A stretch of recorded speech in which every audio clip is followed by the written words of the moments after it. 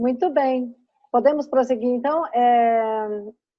A gente fez uma bio sua, Geraldo, e colocou para todo mundo ler, né, o seu Eu vi, currículo. eu já toquei aqui, obrigado. Não foi nem a metade. A gente Não, deu ok. uma filtrada, né, daquilo que você faz, então a gente colocou só um tantinho. Então, assim, depois você fala um pouquinho sobre Estou você. com meu né, óculos aqui de filtro de radiação azul, porque é bom. Todo... Eu estou trabalhando muito no computador, né? E esse óculos aqui é legítimo de tartaruga, era do meu avô, então ele estava guardado de lembrança. Eu aproveitei para utilizar uma lente 100 grau. Recomendo para vocês, é uma lente 100 grau, mas vocês notam que dá o reflexo azul, né? Porque ele protege da radiação do computador. É bem importante isso. Descansa muito a vista. Né? E onde conseguir esses óculos? Como é que chama a lente? É Blue Control. Blue Control, tá. Interessante isso aí. Trabalho muito com computador. Blue Control. Eu tenho em todo Está à venda no mercado? Está disponível no mercado? Ah, sim. Isso aí foi a oftalmologista que me recomendou. Ah, tá. Então, ou o Thiago, ou a Sônia, o Thiago vai liberar para a gente, vai compartilhar para a gente, né, Thiago? E a Sônia ou o Thiago podem ler a 7ª conferência. Uma boa leitura para todos nós. Muito obrigada pela sua presença, Geraldo. Deixa eu achar aqui, então, para compartilhar.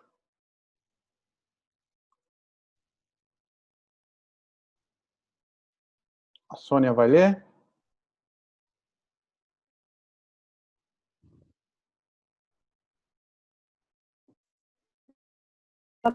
Você leia, né? Manda bala aí. Tá, eu prefiro que você leia, porque eu acho que eu vou cair. Então tá. Precisa que compartilhe? Eu posso ler sem compartilhar mesmo. Compartilhando é sempre melhor, eu prefiro, agora não sei os demais. Tá, deixa eu achar aqui, então, peraí.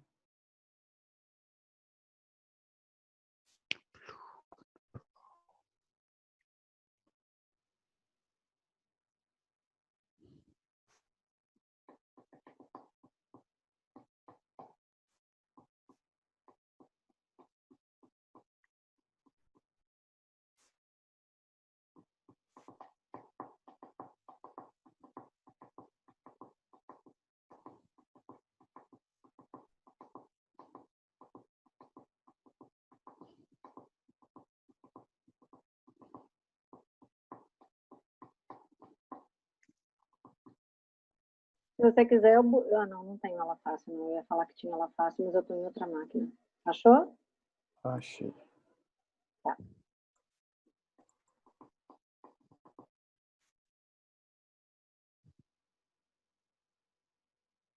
O computador está um pouco lento hoje. É a chuva.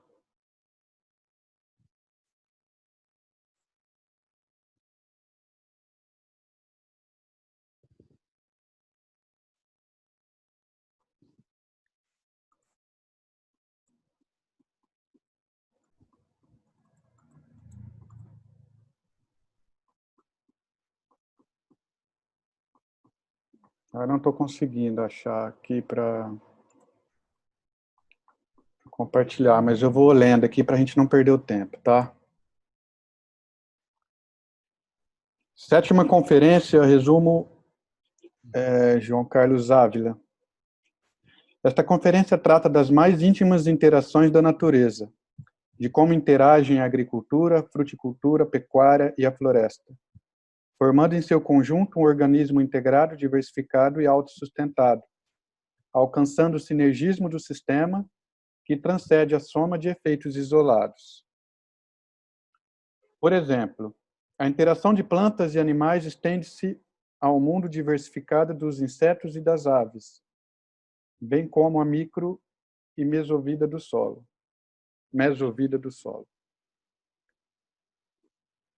De modo, do mundo vegetal, destaquemos a princípio a árvore. ela se distingue das ervas e gramíneas, que emergem diretamente do solo. Na árvore, os finos ramos emergem do tronco. Este é como um solo para aqueles.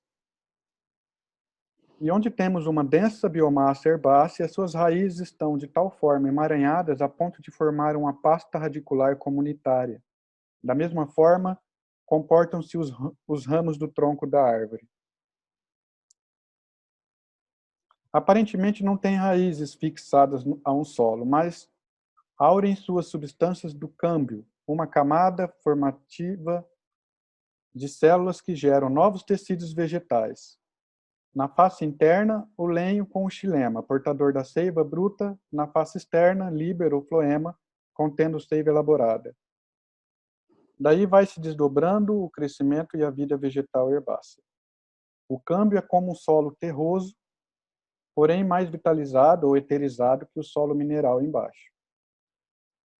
Da mesma forma, a periferia da planta é uma região concentrada de astralidade, sendo na árvore essa astralidade muito mais densa que em plantas herbáceas. As árvores são claramente concentradoras de substância astral, de processos astrais em sua periferia, movimentos, floração, fecundação, frutificação, perfume, cores, sabores, sons. É possível desenvolver uma percepção para distinguir o cheiro de plantas do solo e o cheiro mais intenso da copa das árvores. Portanto, a astralidade e a etericidade crescem para a periferia e decrescem para o interior e para baixo. O cerne e a raiz tendem a ser menos vivos, mais mineralizados, mais minerais do que nos contornos ou nas raízes de plantas herbáceas. Sendo a raiz o sistema neurosensorial da planta, tal como no animal e no homem, é também o menos vivo, o mais mineralizado, o mais receptivo. No espaço radicular da árvore vivem as larvas, seres subterrâneos que depois se metamorfoseiam e se transferem para o espaço aéreo como insetos. Na terra, as larvas, como também as minhocas, por sua voracidade, reciclam a matéria orgânica crua no sentido da umidificação e mineralização, ou seja, estabilização. Atuam como reguladores da etericidade. Por sua vez, os insetos, interagindo com as aves, cuidam de espalhar e organizar a astralidade no espaço aéreo ocupado pela vegetação. Polinização e propagação de sementes por insetos e árvores são agentes de propagação florestal. São reguladores de astralidade. Equilíbrio ecológico pressupõe a árvore. A arborização de pastos e campos é fundamental para a fertilidade, tal como o 505. Os alados, aves e insetos ligam-se ao voar à luz, via silício, em inter-relação com o astral, tal como o 506. O que o agricultor outrora fazia por instinto, hoje deve fazer por consciência clara.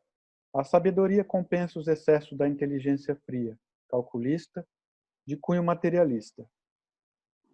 Pela contemplação, verificamos a afinidade dos seres alados com a floresta. Descobrimos também a afinidade de mamíferos com as espécies arbustivas.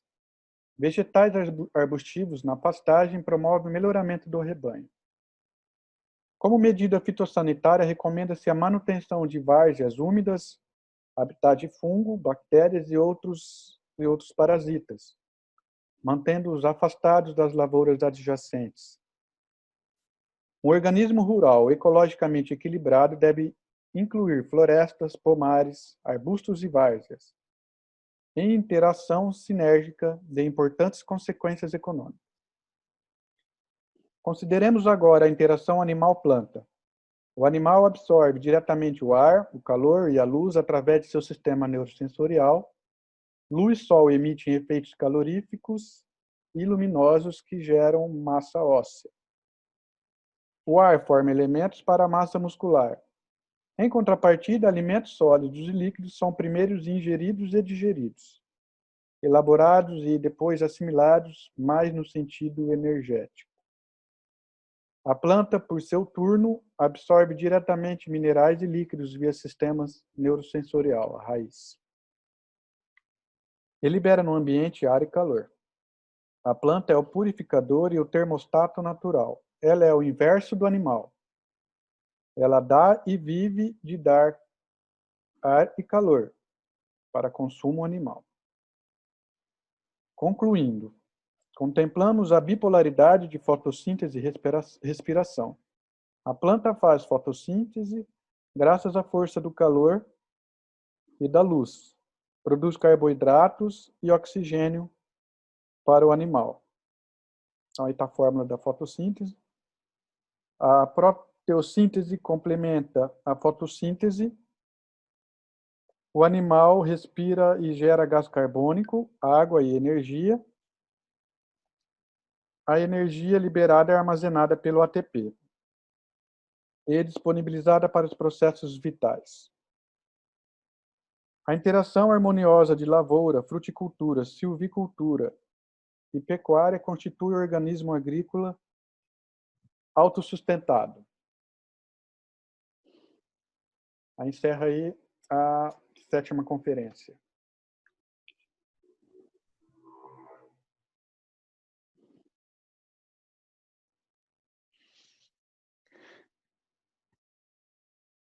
Então, essa 7ª conferência complementa os dados apresentados na 2ª conferência, quando Steiner se refere ao organismo agrícola, né? A fazenda concebida como um organismo integrado, diversificado e autossustentável, que atrai todos, e, digamos assim, quase que uma base, um fundamento essencial da biodinâmica, essa questão e a integração dos diversos departamentos. Na 7ª conferência, ele entra mais no detalhe e fala aí de forças etéricas e forças astrais, e como elas interagem, de modo que o agricultor pode vivenciar, embora sejam fenômenos suprassensíveis, né, o astral e o etérico, o agricultor pode desenvolver uma sensibilidade para perceber, né, esses campos etéricos e campos astrais que estão presentes numa propriedade e trabalhar no sentido de integrá-los também. Então, no resumo, eu me restringi a esse essencial e aí eu ficaria muito grato ao Geraldo, se ele pudesse também complementar ou até corrigir, né, algumas insuficiências do texto para o enriquecimento de todos nós, né? Mais esse conhecimento e a experiência que ele tem já imagino que mais de 40 anos ele está convivendo com essa temática. Então, eu aproveito para agradecer a presença do Geraldo, muito importante, para trazer a sua contribuição para a nossa compreensão da biodinâmica, no meu entender, um movimento mais completo e que realmente deverá conduzir, né, a atingir os objetivos da humanidade, né, produzir alimento de qualidade, né, e em quantidade suficiente para a população, né? É preciso quebrar esse paradigma de que a agricultura orgânica é só uma agricultura artesanal para uma pequena fração da população. Então, temos que superar esse paradigma e demonstrar que é a agricultura orgânica biodinâmica que tem condições realmente de produzir alimentos de qualidade para a população mundial, né? Então, neste sentido, é que eu gostaria de ouvir aí as considerações do Geraldo, né? Essa oportunidade rara de estarmos aqui em conjunto. Então, Geraldo, por favor. Muito, tá? Muito obrigado, João. O que eu tenho a dizer é o seguinte, eu li o teu resumo das conferências e gostei muito. Eu fiz algumas sugestões e algumas correções, às vezes ortográficas ali, algumas coisinhas, e pus uns comentários no PDF que depois eu vou mandar para vocês. E aqui eu posso compartilhar alguma dessas coisas na tela, que dos comentários que eu fiz. Então, eu comparei sempre, porque eu não estou carregando os livros, mas eu comparo. Eu acredito que em alemão e em espanhol também está disponível no arquivo Rudolf Steiner, né? Tem as várias obras dele e tem essa conferência, né? Que todo mundo pode consultar. Eu não consultei ainda em inglês e buscar, aliás, em português, mas deve existir. E eu gostaria de colocar para vocês os comentários que eu fiz aqui, que eu gostei muito do texto. Foi um excelente resumo. Parabéns, viu, João? E obrigado. Para a gente notar, né, que o Steiner, como sempre, é por isso que é muito importante a gente ver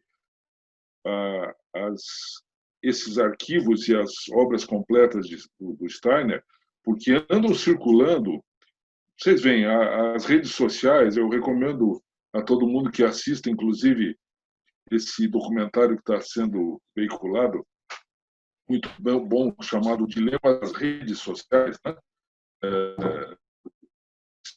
O original é Social Dilemma, mas é o das redes sociais que potencializaram a divulgação de falsidades e sensacionalismo. Né? Infelizmente, tem gente que é assim emocionalmente doente e quer se promover alarmando as pessoas e veiculando mentira, quando não com interesse comercial e conflito de interesses mesmo. Né?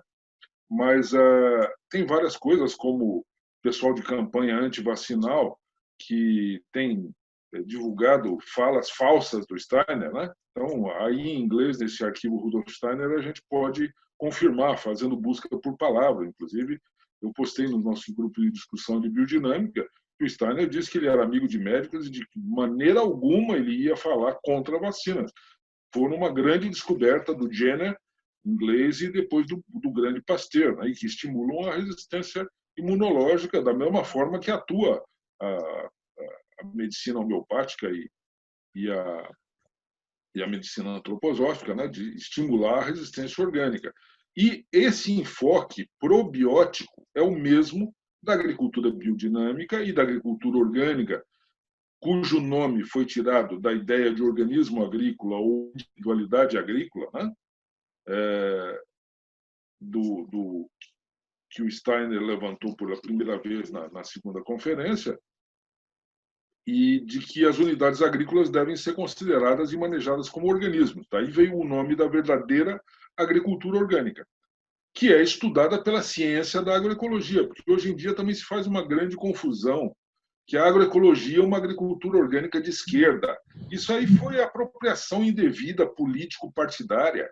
Não tem nada a ver. A agricultura orgânica começou com agricultores autênticos, principalmente pequenos e médios, mas também grandes agricultores, né, como o próprio Conde Kaiserling, que albergou, né, o curso agrícola, e o homem que cunhou a palavra, que era o professor e diretor do Centro de Ciências Agrárias da Universidade de Londres, o Walter James, conhecido como Lord Northbourne. Ele era um barão e ele era o maior agricultor orgânico, o maior agricultor biodinâmico do Reino Unido, do chamado Jardim da Inglaterra, que é a parte sudoeste, lá, sudeste, que é o condado de Kent. E ele, na época da subida do Hitler ao poder, que inclusive eles assassinaram o Steiner, eles envenenaram o Steiner, né? Mas quando na década de 30 era impopular continuar traduzindo do alemão qualquer coisa e o nome da agricultura alternativa ao modelo agroquímico, né? Com o Howard, o Walter James, o Lord Northbourne, então sugeriu que se usasse o termo agricultura orgânica, porque é a que maneja e considera as unidades agrícolas como organismos que elas realmente são, organismos ecológicos, organismos agroecológicos ou ecológicos, mais adequadamente organismos agro-silvo-pastoris, porque sistemas, agroecossistemas, são a abstração que existe na teoria, na cabeça do homem. Na prática, os agroecossistemas são organismos agro-silvo-pastoris, que congregam, né, floresta, plantas anuais, né, a agricultura e a pecuária, e os animais. Isso é indissociável. E está disponível isso nos artigos que eu postei para vocês aí, que eu tenho em 2 plataformas na internet, mas eu postei nessa da academia, que tem, inclusive, um artigo que eu escrevi que conta essa história dos da biodinâmica, quando nós comemoramos, né? E os 80 anos da biodinâmica e os 30 anos da agricultura biodinâmica no Brasil. E tem outros artigos ali, trabalhos científicos. O que o João disse é muito importante, porque, na verdade, a verdadeira agricultura biodinâmica e orgânica ela é mais eficiente, principalmente do ponto de vista energético e de recursos naturais, que é a base da economia, porque, afinal, se eu quero só ganhar dinheiro a curto prazo, claro, o meu foco está distorcido. E eu posso, tanto que a guerra, a desonestidade, são atividades que geram muito lucro, mas não são sustentáveis. Tá? Então, e não são justas do ponto de vista social e ambiental. Então, se fosse fazer, como existem vários estudos, né, tanto no meu trabalho de produtividade e qualidade, a gente mostra que os produtos biodinâmicos têm produtividade equivalente, energético e qualidade e sanidade, que é o assunto aqui, muito melhor. Né? Então, isso é largamente... existem pesquisas, e eu posso postar, o Centro de Pesquisa de Agricultura Orgânica ou Biológica da Europa, que está em 5 países, lá começou na Suíça, o FIBEL, né? E o Centro de Pesquisa Biodinâmica também em Darmstadt, tem pesquisas de longa duração de 70 anos, né? Que eu participei na rede europeia e agora eu estou tentando fazer uma rede incluindo o Brasil, para a gente reavivar esses experimentos comparativos de sistemas de longa duração. Né? Porque a gente tem que mostrar... E o pessoal não lembra, eu posso postar aqui para vocês, que o experimento mais antigo da história da humanidade, em termos de experimento controlado, para orgulho, né, e consagração do que o Steiner disse, que a agricultura está na base de tudo, na sociedade, o primeiro experimento controlado estatisticamente, como campo experimental, do qual foi desenvolvida toda a estatística experimental, ele eu posso pôr aqui para vocês.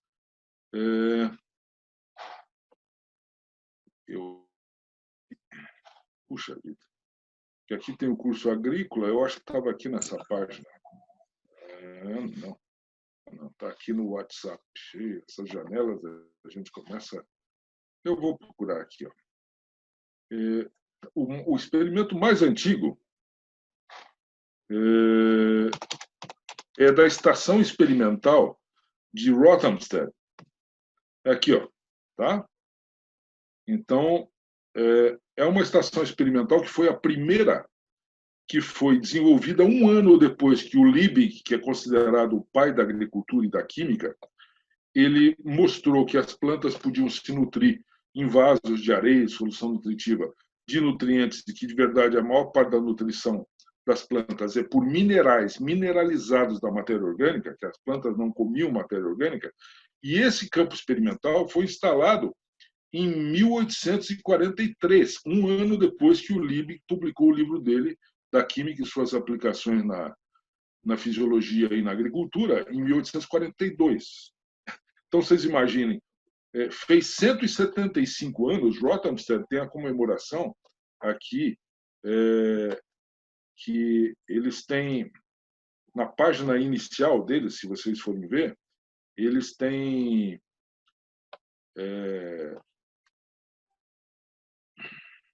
Deixa eu ver aqui, se eu vou para a página. Eles têm Rothamsted 175, que em 2018 eles fizeram essa conferência dos 175 anos. Não, eu vou voltar aqui. 175 anos, né, desses experimentos de longa duração. Então, eles chamaram isso aí, a conferência foi publicada como De Volta ao Futuro, que eles disseram da necessidade de se... Deixa eu ver aqui. Então, esse campo experimental tem 177 anos. E o primeiro experimento controlado da história da humanidade foi feito na agricultura para testar se os adubos químicos funcionavam no campo. Porque funcionava em laboratório, mas será que funcionava no campo? E o resultado, tanto analisado em 1999, quando fez 146 anos, né? Na transição para o ano 2000, né? Para o último ano do milênio passado, do século passado. Como, em termos de qualidade, foi feito um experimento, a tabulação de todos esses dados, que eu posso for aqui...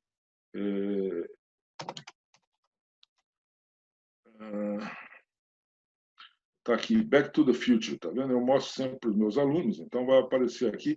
Todos esses dados estão disponíveis e foram analisados. Olha, as amostras de trigo, né, cultivado por 146, hoje 177 anos, analisadas, mostram vantagem de 50 quilos por hectare para a adubação orgânica. Olha lá, começou em 1843.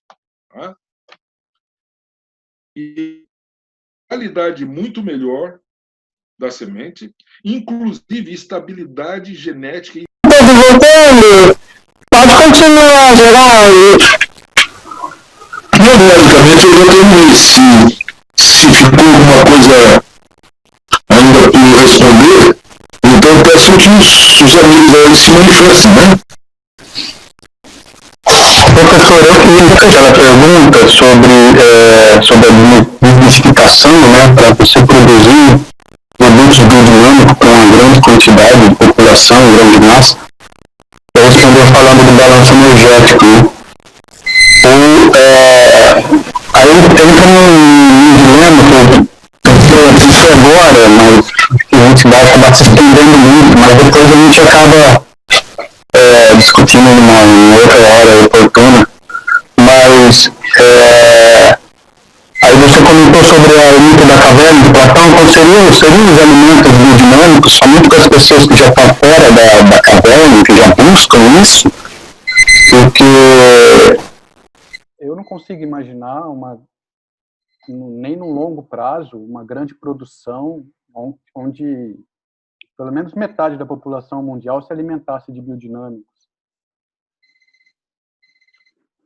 Não, o Steiner, por isso que eu disse para vocês que é importante, né? Então, em primeiro lugar, Tiago, existe bibliografia, depois eu vou mandar no grupo de biodinâmica, eu já postei várias vezes, eu vou só encaminhar as mensagens para a Marina de todas as pesquisas e das fontes para vocês buscarem, para vocês poderem ver. Inclusive, existe, junto com a FAO, publicação do FIBEL, desse Centro de Pesquisa de Agricultura Orgânica, junto com a FAO, mostrando que a agricultura orgânica contribui para a sustentabilidade energética e para a diminuição da poluição de carbono da atmosfera, do balanço de carbono. Então, tem tudo isso. Mas, em relação à alimentação, é muito interessante ver da onde surgiu a demanda pelo curso de agricultura que o Steiner deu, que veio se chamar Agricultura Biodinâmica.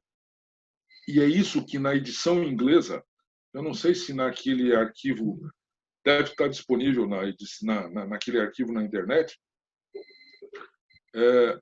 o prefácio é do Pfeiffer, que o Pfeiffer foi o principal divulgador da agricultura biodinâmica, que o Steiner já havia falecido, né? E o Pfeiffer é que divulgou a agricultura biodinâmica no mundo inteiro, primeiro na Europa, em alemão, em francês, e depois em inglês, e foi para os Estados Unidos, fundou o Instituto de Pesquisa lá, né?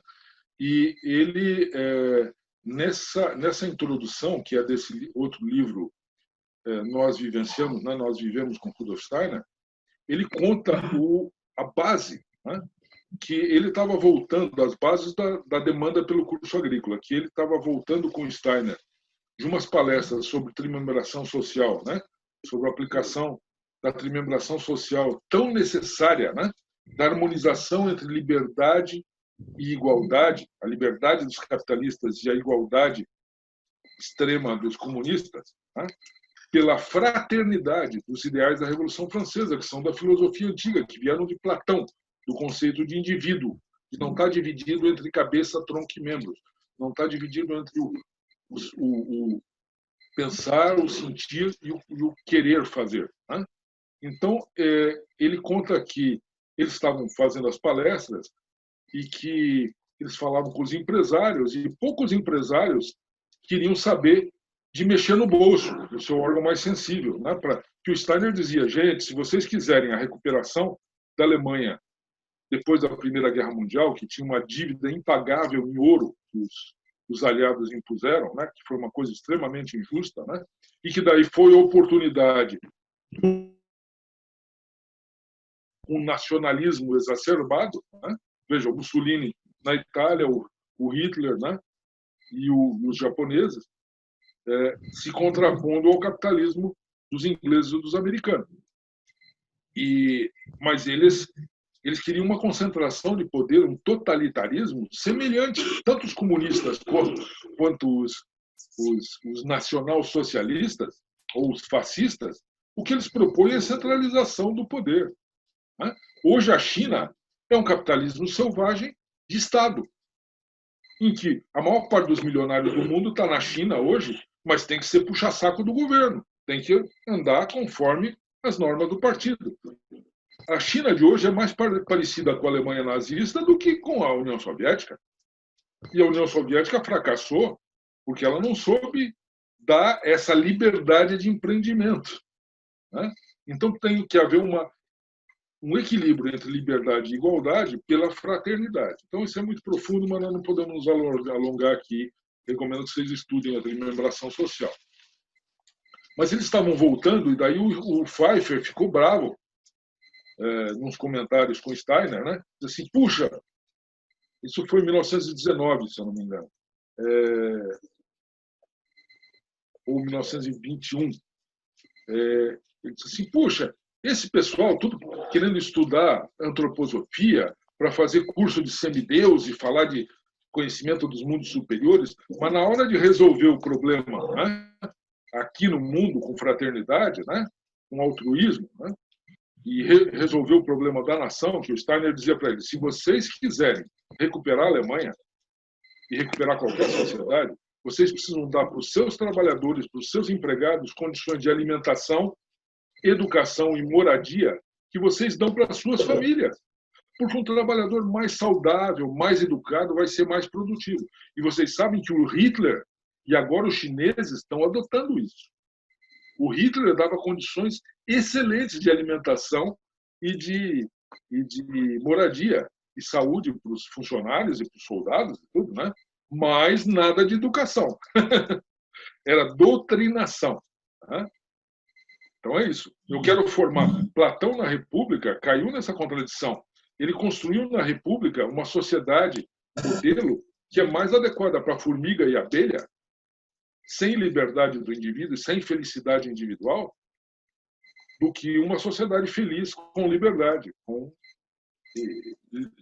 realmente evolução espiritual. E ele próprio pôs isso como um extremo, mas talvez que Platão, ao contrário de Sócrates, queria dar respostas. Sócrates queria só fazer perguntas iluminadoras, né? Então, o que acontece é que o Pfeiffer disse, esse pessoal, em vez de pôr na prática a antroposofia e a ciência espiritual, fica, na hora de mexer no bolso, eles são egoístas, né? Então, o Steiner deu uma resposta para ele, que eles dizem que é a resposta totalmente desconcertante. Ele disse assim, o Pfeiffer, olha, na verdade, isso não é culpa deles, isso, na verdade, é um problema hoje, é cada vez mais um problema de nutrição. Aí o Pfeiffer disse, mas como um problema de nutrição? Isso é egoísmo, isso é má vontade. O Steiner disse, não, mas eu explico.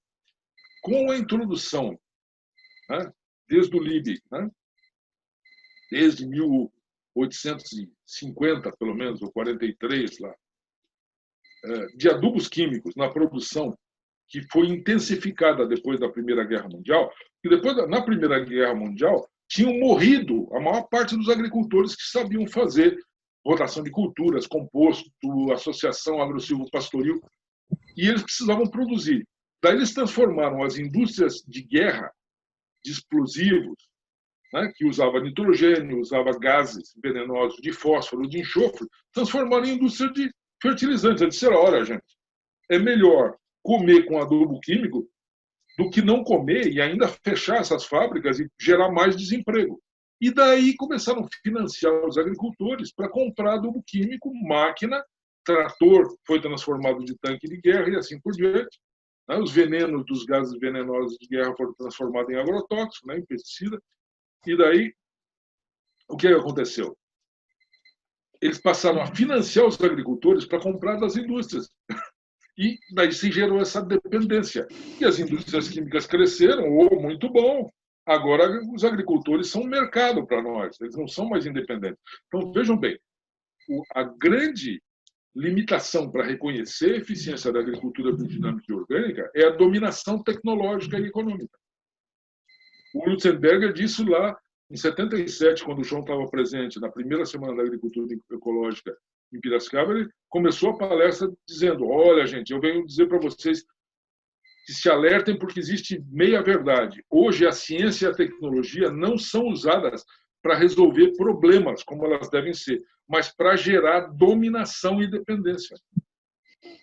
E é esse, as indústrias não querem. E hoje, gente, nós estamos tratando nas CEPORGs de um grande problema, que as multinacionais geraram uma associação de multinacionais que representa as multinacionais tanto no Brasil como mundialmente, que chama Crop Life, Vida das Culturas, olha um nome bonitinho, e que quer impedir os agricultores de fazerem seu próprio controle biológico, que diz que isso é muito arriscado. E, gente, os nossos colegas da Embrapa, já vendo alguns interesses em dar consultoria para as empresas, estão aprovando esse governo de fazer uma normativa para impedir os agricultores de fazerem os seus agentes de controle biológico. Por exemplo, pegar a lagarta com metarrhizium, com nomúria, com fungo natural, ou baculovírus, que a gente sempre ensinou a fazer controle de lagarta com baculovírus.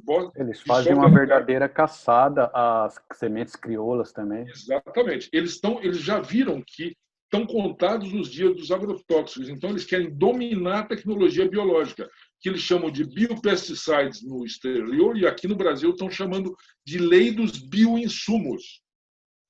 Isso é uma tragédia. Futuramente, eles podem até querer impedir o agricultor de fazer composto e preparado biodinâmico. Eles vão dizer, preparado biodinâmico lida com tripa de animal, com coisas, isso pode transmitir doença. Não, está proibido. Eu já vi isso na época da vaca louca na Inglaterra, quiseram proibir os agricultores de usar chifre e tudo. Né? Deixa eu fazer um...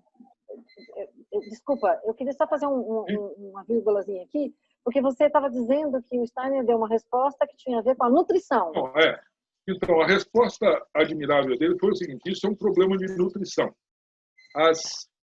Os alimentos, como eles estão sendo produzidos com nutrientes mortos, químicos, que não passaram por todo um processo de transformação biológica, eles não trazem as forças formativas para ligar o pensar do neurosensorial, ligar o que a pessoa sabe na cabeça só, em ação, em realização, que tem que passar pelo sistema rítmico, pelo sentimento. Então, as pessoas estão ficando cada vez mais frias, mais mecanicistas, mais insensíveis, menos compassionadas. Então, isso se traduz, então, ele diz assim, a solução daí que se gerou, diz assim, então vamos fazer um curso de agricultura que ensine os agricultores a devolver a vitalidade para os alimentos? E essa é a agricultura biodinâmica. Então, quer dizer que ele disse que ninguém queria meter a mão no bolso porque as pessoas estavam insensíveis, porque elas estavam comendo alimentos com baixo teor de vitalidade. Caraca, que resposta mais incrível. Então, e vejam bem... Em 1820, né? Imagina até hoje, de lá para cá, né?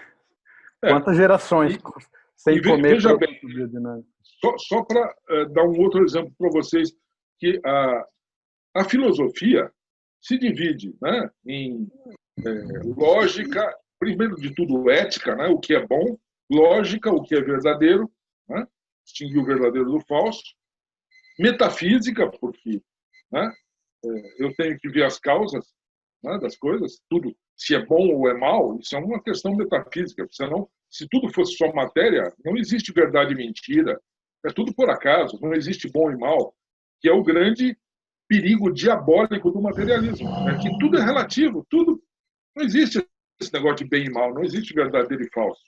É um problema. E os sofistas, no tempo de Sócrates, já diziam isso, que daí eu me justifico por ser desonesto, dominador.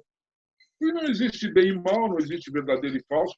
E a mentira é a pior coisa que existe. Porque a mentira é a não realidade. Mentira é o que não existe. O que não existe é o não ser. Mas quando que o não ser interfere no ser, no que existe? Quando as pessoas adotam mentiras. Porque a verdade é a aquisição e interpretação correta da realidade pelo homem, mas é gradativa. Cada vez nós sabemos mais sobre toda a realidade. Né? Mas vejam bem, então, a questão da nutrição do Steiner, né, se aplica. Porque se as pessoas não tiverem sentimento, não tiverem compaixão, simpatia pelo outro, não tiverem fraternidade, elas não vão ser altruístas, elas vão ser egoístas, cada vez mais egoístas.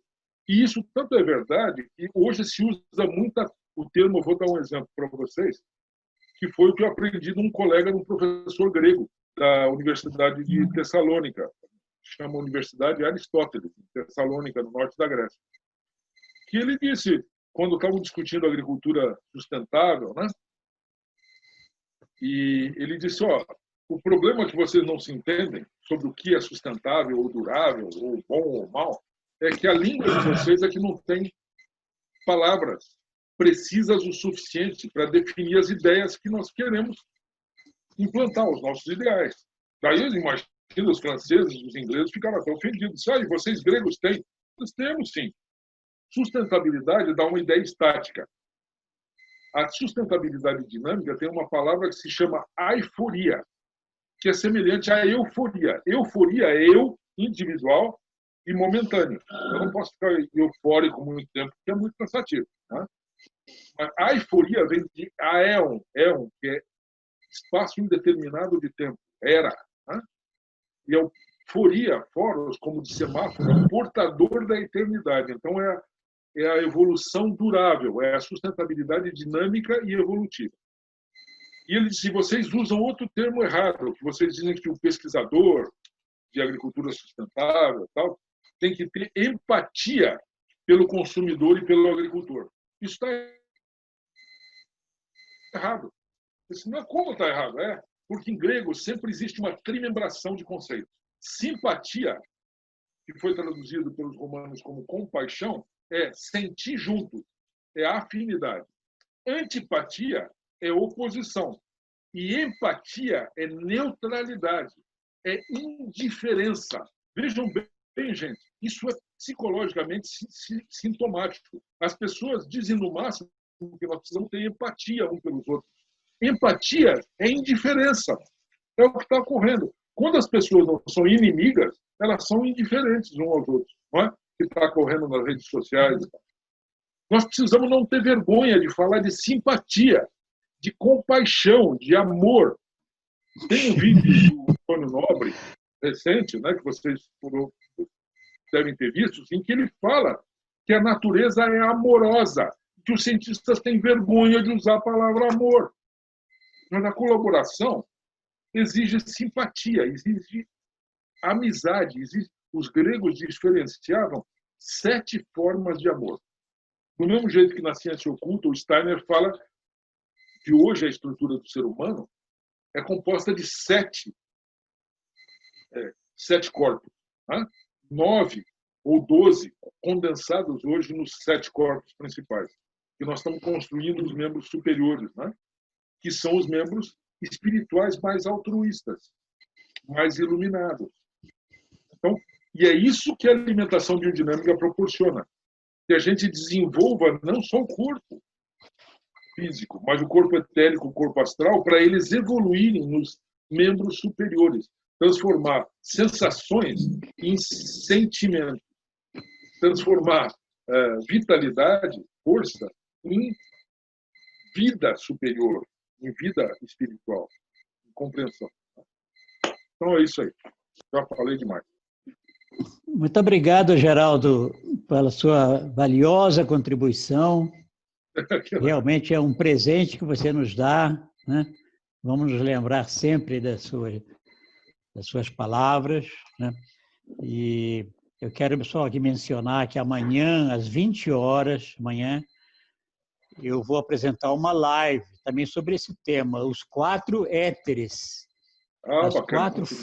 As 4 formas de vitalidade relacionadas aos 4 elementos, os 4 estados da matéria e os 4 corpos do ser humano.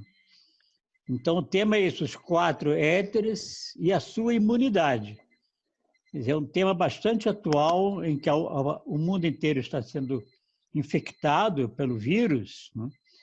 Por quê? Porque praticamente toda a população do mundo consome NPK acrescido de herbicidas e pesticidas.